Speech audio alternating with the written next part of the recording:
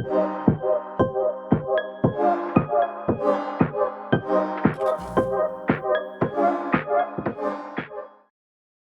guys, in this lesson we are going to learn the different types of cell references. So when we use some of the formulas, we can use the formula tab or we can also type the formula itself in the cell. Okay. So normally when we type a formula in Excel, it must start with the equal to symbol. Okay.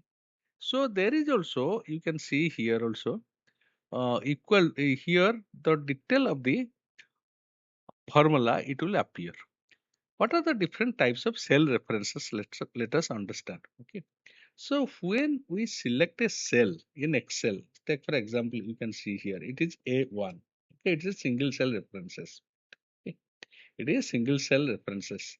But when we select a range, take for example, this is called array references, describes a continuous group of cells. That means what we are doing, we have selected here from A1 to C4. You can see here it is C4. It's a range that we have selected here. Okay, this is called, normally this will be like this. This will appear like this, A1, then colon, then C4.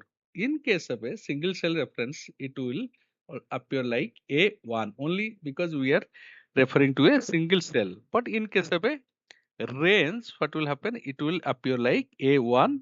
This is the range that we are referring to.